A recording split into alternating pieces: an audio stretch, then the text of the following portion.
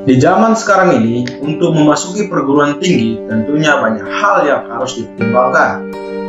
Mulai dari kampus, jurusan, kemampuan diri, prospek dari jurusan yang kita inginkan, akreditasi kampus, dan akreditasi jurusan. Bahkan finansial pun sering merupakan salah satu hal yang sangat diperhitungkan oleh mahasiswa baru. Makanya tidak heran para mahasiswa harus mempersiapkan diri dengan semaksimal mungkin.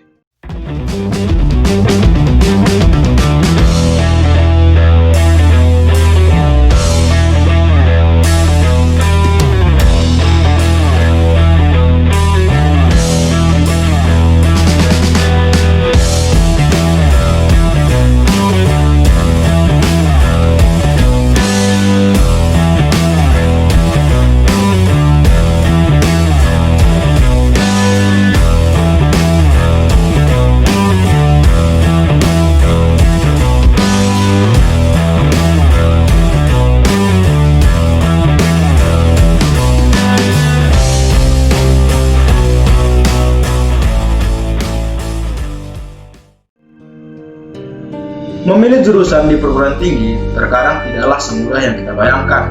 Kenapa? Seperti yang sudah kita jelaskan tadi.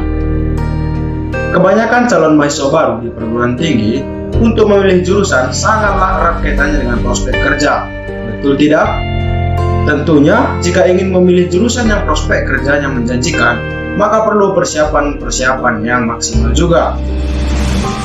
Namun, banyak maba yang gagal dalam hal ini karena banyaknya saingan dan juga adanya batasan daya tampung dari kampus yang kita inginkan.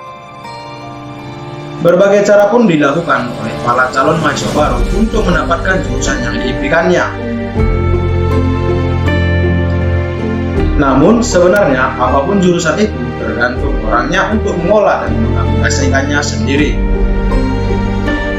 Khususnya di Indonesia, pada saat ini sangatlah sulit untuk mencari lapangan pekerjaan dikarenakan banyaknya pencari kerja dan sedikitnya yang menyediakan lapangan pekerjaan.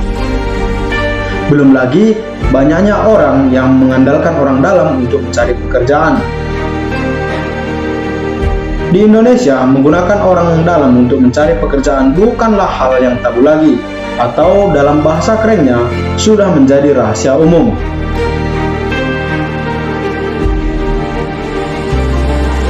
Namun tahukah Anda bahwa ada program studi yang sangat menjanjikan namun sepi peminat? Jangankan sepi peminat, perguruan tinggi pun sepi untuk membuka program studi ini. Padahal lulusannya sangat dibutuhkan baik di dalam maupun di luar negeri. Jurusan apakah itu? Ada yang tahu nggak? Jika tidak, simak video ini. Jurusan yang saya maksud adalah teknik kelautan. Ada yang tahu nggak apa itu teknik kelautan? Jika tidak, berarti benar bahwasanya jurusan ini sepi peminat. Teknik kelautan adalah cabang ilmu teknik atau rekayasa yang mempelajari infrastruktur yang berhubungan dengan laut. Singkatnya, teknik kelautan adalah teknik sipilnya laut. Mungkin akan timbul pertanyaan, kenapa harus memilih jurusan ini? Oke guys, alasannya adalah Indonesia adalah negara maritim dengan lebih dari 70% wilayahnya adalah lautan, atau sepertiga dari luas wilayah Indonesia merupakan wilayah perairan. Oleh karena itu, tidak salah apabila kamu mengambil jurusan teknik kelautan ini. Para lulusan program dari teknik kelautan ini punya peran yang sangat penting dalam pembangunan di daerah laut, seperti pengeboran minyak lepas pantai, pemecah ombak, reklamasi, perlindungan abrasi, dan infrastruktur transportasi laut.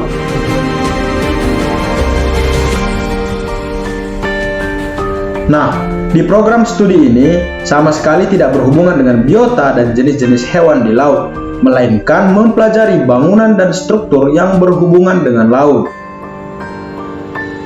Di teknik kelautan ini juga mempelajari teknik perkapalan dan manajemen sumber daya kelautan.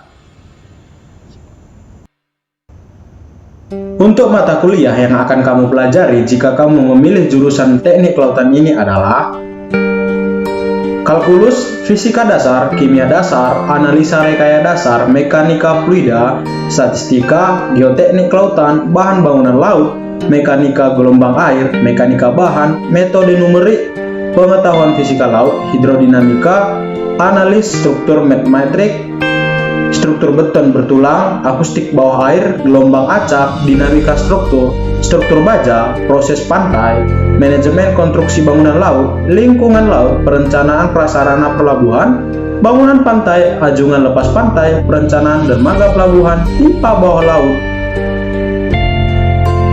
struktur terapung, dan masih banyak yang lainnya. Dengan luas wilayah Indonesia yang sepertiganya merupakan wilayah perairan, seharusnya Indonesia maju di bagian kelautannya. Nah, tentunya pasti ketika kita berbicara tentang jurusan di perkuliahan, kamu pasti langsung terpikir bagaimana dengan prospek kerjanya. Oke, beberapa prospek kerja yang telah kami rangkum untuk jurusan teknik kelautan. Sebenarnya masih banyak lagi, apalagi di zaman sekarang ini. Yang pertama adalah manajer aquaculture. Tugas dari manajer aquaculture yaitu mengarahkan seluruh kegiatan dari pekerja dalam hal produksi pembenihan, mulai dari untuk perusahaan, koperasi, ataupun pemilik lainnya. Gaji yang akan didapatkan jika bekerja pekerjaan tersebut adalah 4-5 juta per setiap bulannya.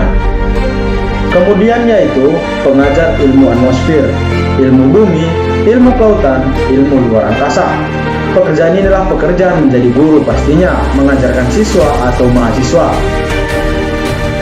Jika kamu ingin mengajar mahasiswa, maka kamu harus lulus S2.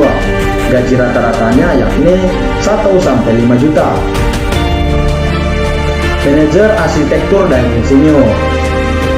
Jika kamu bekerja sebagai manajer arsitektur dan insinyur, maka kamu akan merencanakan, mengarahkan, atau mengkoordinasikan aktivitas di sekitar bidang arsitektur dan teknik.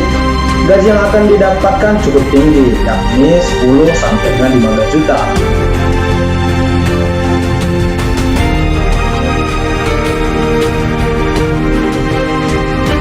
4. Teknik sipil.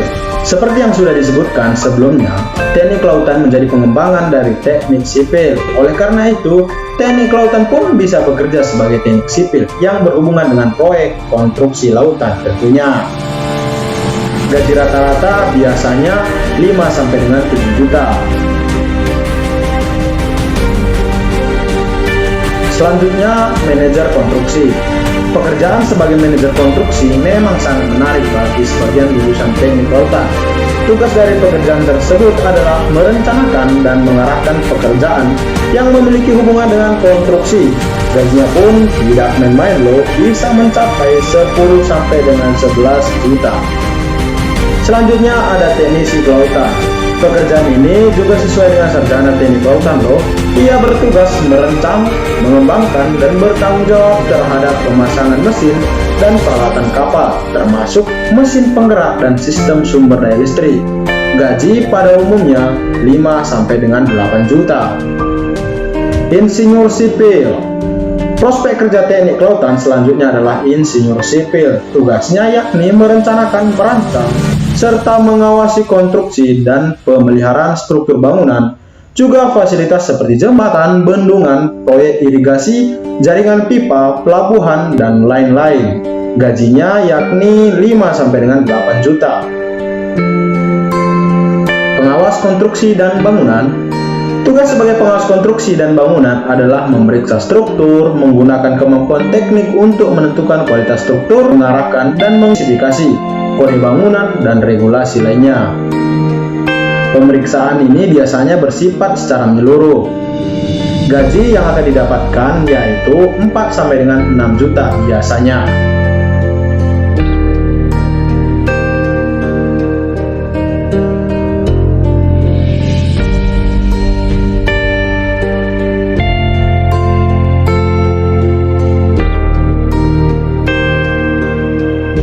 Manajer transportasi. Pekerjaan sebagai manajer transportasi berarti kamu akan merencanakan, mengkoordinasikan pengoperasian transportasi dalam suatu organisasi ataupun kegiatan.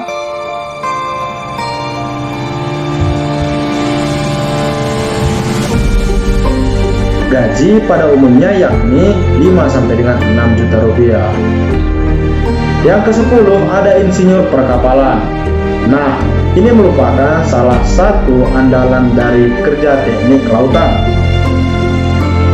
Tugas dari pekerjaan ini adalah mengawasi dan mengkoordinasikan tugas para kru yang berhubungan dalam pengoperasian dan pemeliharaan mesin. Gaji rata-rata yang didapatkan biasanya 5 sampai dengan 10 juta rupiah. Seperti yang sudah dibilang di awal, bahwasanya pekerjaan ataupun prospek dari kerja teknik lautan ini masih banyak. Namun, 10 tadi adalah yang sudah dirangkum guys.